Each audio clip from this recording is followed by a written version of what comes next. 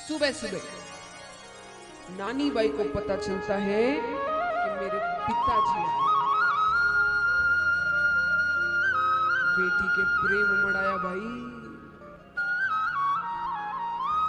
विचार करिए, जब नानी बाई का विवाह हुआ उसके बाद कभी उन्होंने अपने पिताजी को देखा तक नहीं। अद्भुत धैर्य।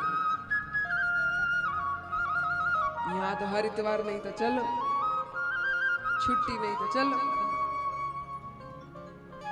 सीखो, सीखना हो तो नानी बाई से सीखो, सीता जी से सीखो, द्रौपदी जी से सीखो। इन सब से हमने सीखना बंद कर दिया है।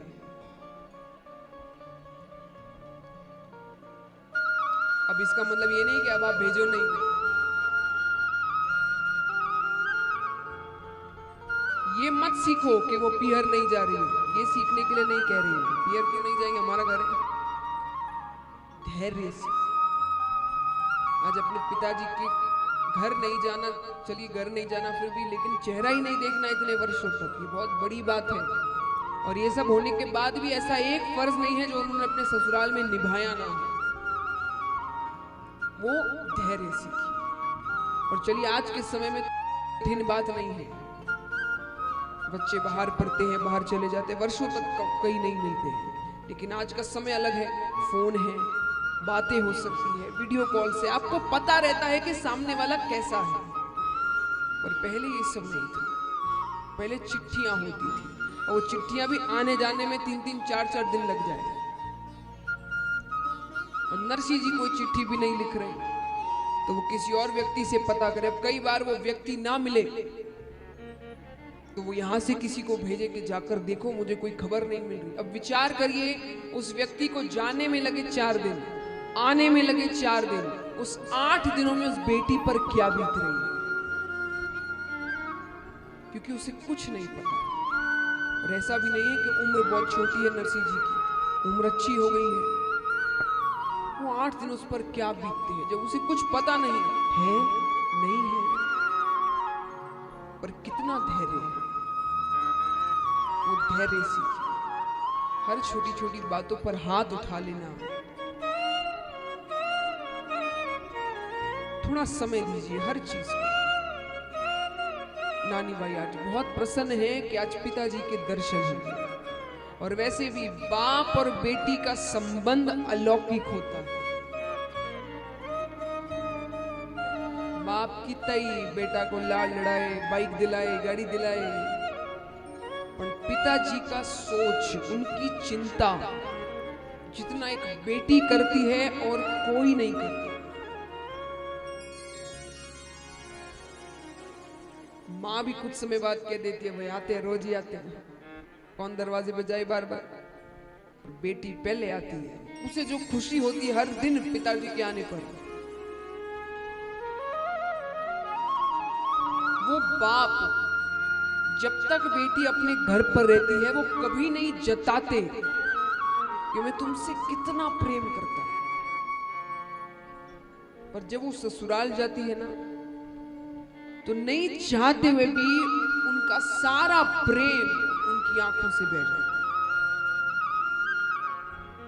और बेटी कहती है पिताजी मैं आपका दाइजा संभाल कर नहीं ले जा रही हूं, मैं आपका प्रेम जो आंखों से बह रहा है वो संभाल कर ले जा रही हूं। देखिए महाराज, मैं जो बाप और बेटी के संबंध में जोर दे रही हूं इसीलिए कि आप बेटी को बेटा से कम मत आंको। बेटा होया तब उत्सव और बेटी हुई तो शोक मती करे। बहुत घरों में होता है, एक छोरी मतलब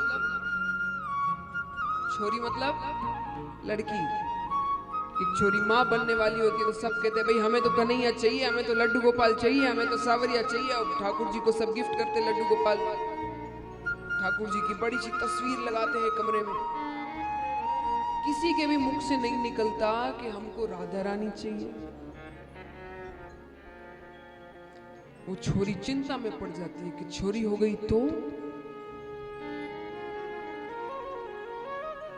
और छोरी हो जाए तो ऐसा चेहरा बना लेते हैं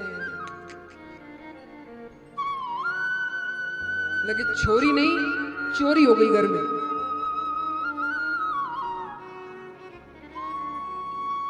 और कई होते हैं जो दुनिया वालों को बताना नहीं चाहते कि भाई हम लड़की से दुखी हैं, तो कहते हाँ हाँ लक्ष्मी हुई है, तो लक्ष्मी हुई है तो हंसो तो सही।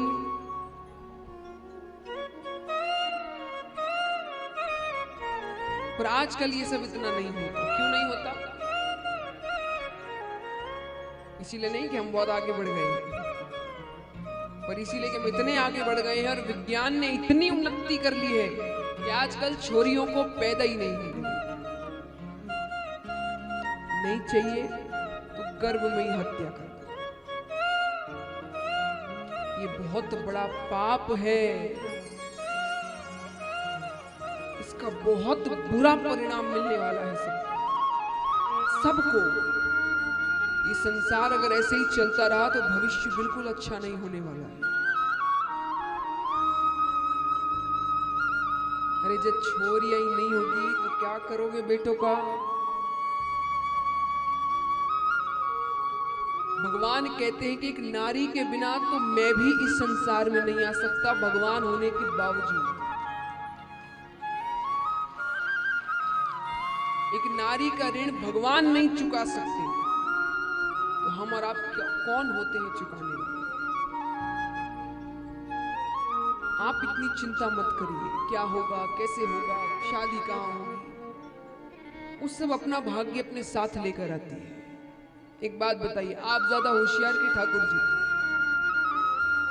सच बताना, आप भी हो सकते हैं, भगवान ने दिमाग दिया है। आप ज्यादा होशियार कि ठाकुर जी? जोर से कहिए। तो क्यों होशियारी लगाओ? जब भगवान ने कुछ दिया है तो सोच समझ कर दिया है, भविष्य देख कर दिया है, किसके भविष्य में बेटी सही है, किसके भविष्य में बेटा सही है, तो प्रसाद समझकर ग्रहण करो।